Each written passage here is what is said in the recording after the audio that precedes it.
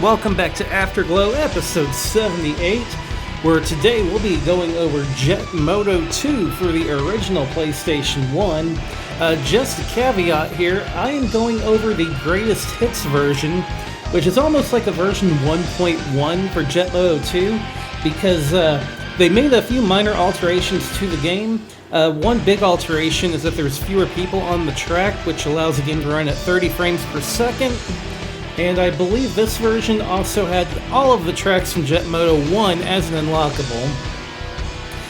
It's also called the Championship Edition on the main screen, so something to keep an eye out for. But that was my version of the game, or at least the version I played the most. Although, even that, there's a little caveat to that, which we'll get into after our music break.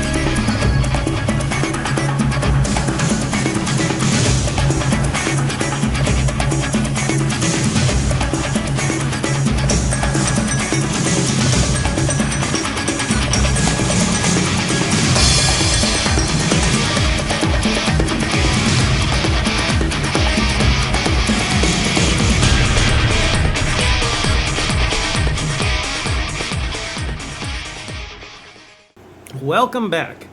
So this game first caught my eye not through renting it or from borrowing it, but through demo discs.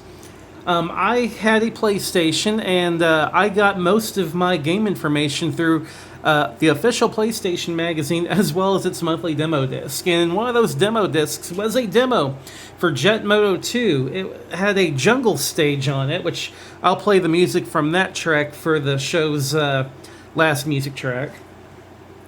But it allowed me to get familiar with the game mechanics, and this was a difficult game, to be sure.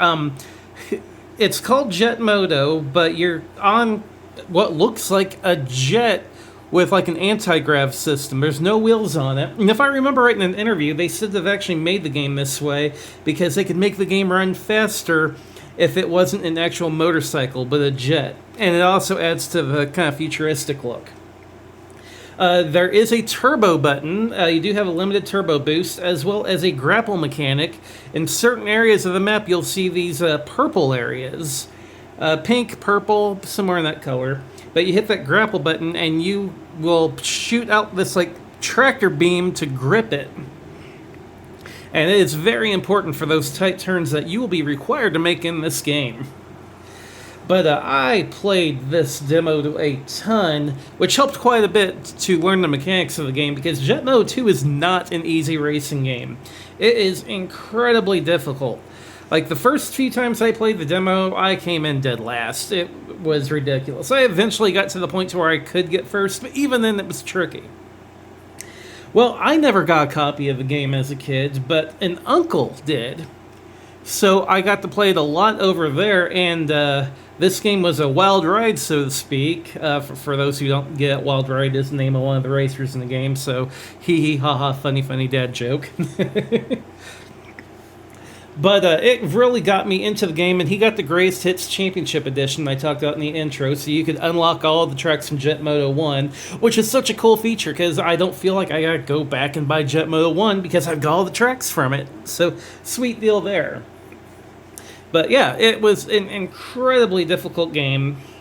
The track Nebulous is one that stands out in my mind a whole lot, because it has like a heaven section, and then you'll go through these clouds and you'll dip down into a hell section, and the music changes everything from this, happy,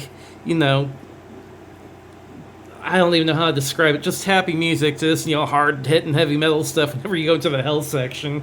And then you go back through the clouds to the heavens and do that a few times before you complete a lap. It was really a cool little setup for a racetrack.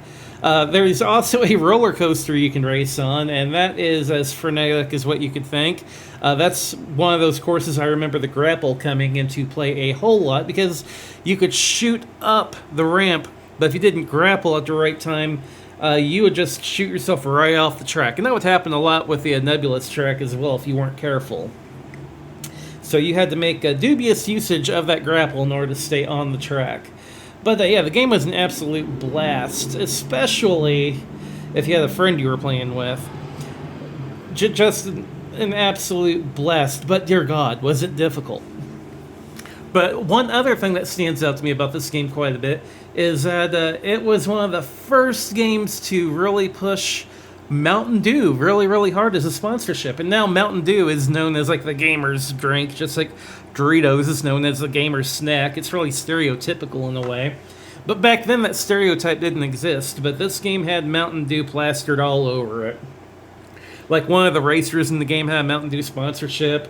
You'd see Mountain Dew banners in some of the racetracks. So, yeah, this is kind of like the genesis of Mountain Dew getting their gaming sponsorship thing going on, and that lasts to this day. Like even now I'm collecting Mountain Dew code caps to redeem to get stuff. That's how I actually got the mic for this podcast right now, along with a Stream Deck, and I have a keyboard on the way as well too. So I guess Mountain Dew is a gift that keeps on giving, including diabetes. But let's not talk about that right now.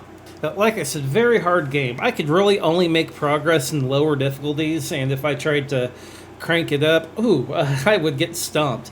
That being said, it is a single-track game, the people behind Twisted Metal 1 and 2, so all kinds of cheat codes exist for this game to unlock all kinds of goodies in it. So, like, I really love the old-school single-track games, Twisted Metal 1 and 2, Jet Moto 2. They were just, like, incredibly fun games, and I really hate the fact that 989 took over, because they just lost the feel that single track had with these games. But outside of my uncle's copy, I didn't play this a whole lot afterwards. I do remember whenever the PSP got hacked wide open, and you can play PS1 games on it. This is one of the games I did play and enjoy quite a bit, and kind of reminisced on it quite a bit. But again, still a very, very difficult game. It was fun to go revisit it. But I hadn't really revisited it since until I was reminded of it through drinking a Mountain Dew, of all things. Go figure. I've been drinking this stuff for months for this Mountain Dew redeem caps to get codes to redeem stuff thing. But I got one the other day, and it's like, oh my god, I remember that Jet Moto had Mountain Dew all over it. So I went back and replayed the game a little bit, and I am completely awful at it. I can play on like the lowest difficulty and maybe win a few races, but that's it. Any skills I had as a kid are definitely gone now. But I had a blast going back, and of course I had to put in some cheat codes to unlock everything to play some of the other tracks. And again, that jungle track from that demo disc, oh my god, nostalgia just came rolling back in, just hearing that music and playing that level. And then Nebulous, woo! That is a wild level. Those two levels are probably my two favorites, and then the roller coaster being number 3. But if you're up for a challenging racing game, go back and check out Jet Moto 2. It was a lot of fun. But we're going to play a little bit more music from the game, that awesome music from the demo disc I remember oh so well, before we roll the outro.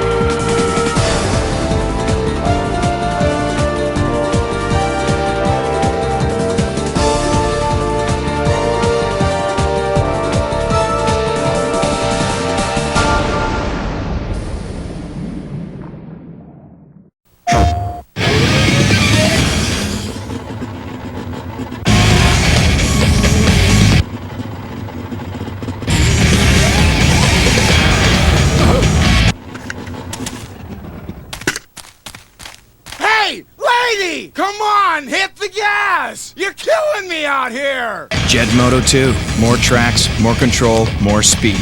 Take advantage of it. And turn off the blinker! PlayStation.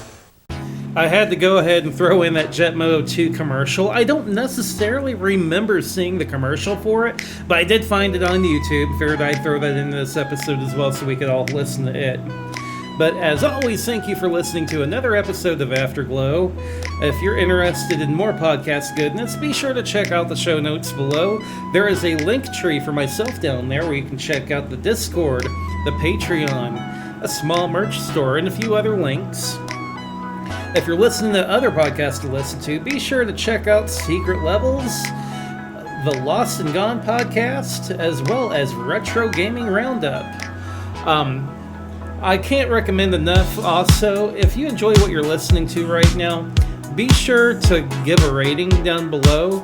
Just, it helps get the word out for the podcast just a little bit more. This is a major amateur thing I do, but I really enjoy doing it, and as long as someone's out there listening, I'll keep doing it. I would love to get the word out and get more people who are listening if they want to listen. But that being said, thanks again for listening, and I'll see you on the next episode.